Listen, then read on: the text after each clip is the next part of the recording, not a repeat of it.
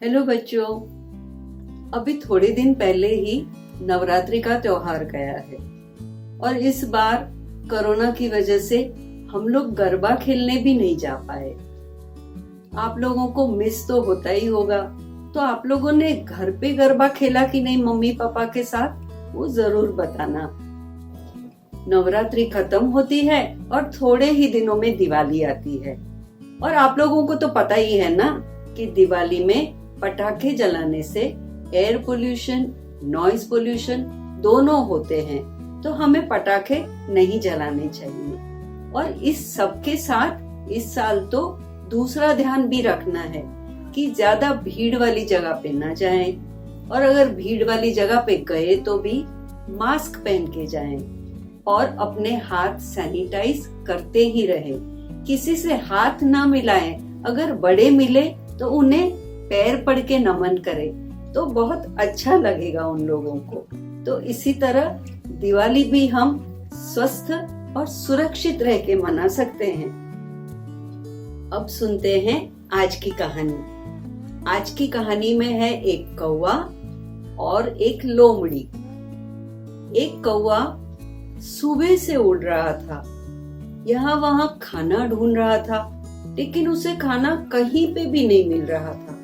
वो एक खिड़की पे जाता, बैठता और कौ कौ करता, लेकिन उसे कोई खाना दे ही नहीं रहा था और उसे तो धीरे धीरे बहुत ही ज्यादा भूख लग रही थी। तो ऐसे ही उड़ते उड़ते उसने देखा एक खिड़की में एक आंटी पूरियां तल रही है। वो गरम गरम पूरियां देखकर वो इतना खुश हो गया कि वो उड़ते उड़ते उस खिड़की पे जाके बैठा और वहां पे भी उसने कहा कौ कौ। आंटी ने कौवे को देखा तो उन्होंने एक पूरी उठाकर उसे दे दी। तो कौवा तुरंत पूरी उठाकर उड़ते उड़ते एक पेड़ पे जाके बैठा और उसे लगा कि अब आराम से पूरी खाऊंगा। इतने में एक लोमड़ी वहां से गुजर रही थी।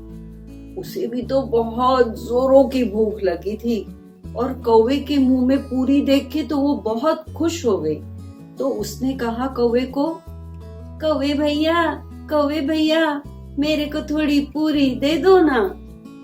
तो कौवा तो सिर्फ सिर हिला रहा है, वो कुछ बोल नहीं रहा है क्योंकि उसे डर था कि वो मुंह खोलेगा तो पूरी मुंह में से गिर जाएगी और लोमड़ी पूरी खा जाएगी।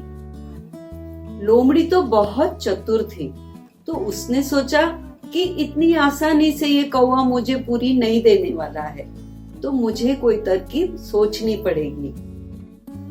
तो लोमड़ी ने कौवे से कहा, आप तो कितने सुंदर हो, कभी किसी ने आपको बोला नहीं है, लेकिन आप तो सारे पक्षियों में सबसे सुंदर हो।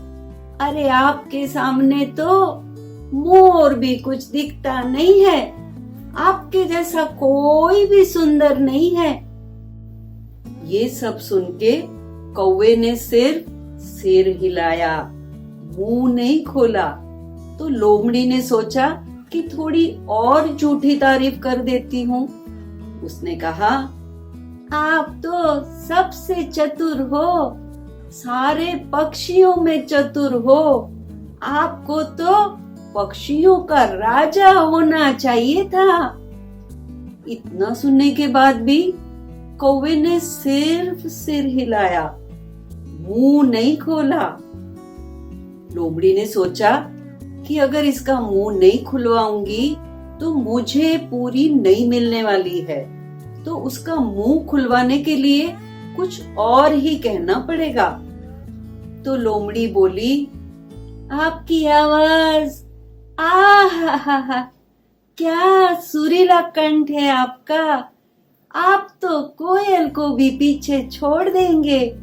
मुझे तो आपकी आवाज सुननी है, आपकी आवाज सुनने को तो मेरे कान तरस गए हैं। आप मेरे लिए एक गाना गा दीजिए ना। इतनी सारी तारीफें सुन के कौवा तो फूले नहीं समा रहा था। इतने में लोमड़ी बोली, एक तो गाना गा दीजिए मेरे लिए। तो कौवे ने जैसे ही गाना गाने के लिए मुंह खोला तो पूरी तो नीचे गिर गई और लोमड़ी तो इसी बात की राह देख रही थी।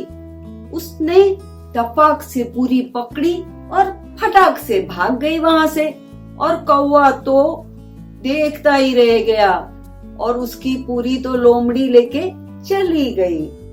इस कहानी से हमें ये सीख मिलती है कि हमें सच्ची तारीफ और झूठी तारीफ, इन दोनों के बीच का फर्क समझना चाहिए। और अगर कोई हमारी तारीफ कर भी रहा है तो उस बात का हमें घमंड नहीं करना चाहिए। बच्चों, अगर आपको ये कहानी पसंद आई हो तो लाइक करना और अपने दोस्तों के साथ शेयर भी करना। और अगर सब्सक्राइब नहीं किया है तो सब्सक्राइब जरूर करना, और बाजू में जो वो नोटिफिकेशन बेल है ना, उसे भी प्रेस कर देना। अच्छे बच्चे बनकर रहना, अपने बड़ों की घर के कामों में मदद करना और हाथ धोना तो भूलना ही मत, समझे?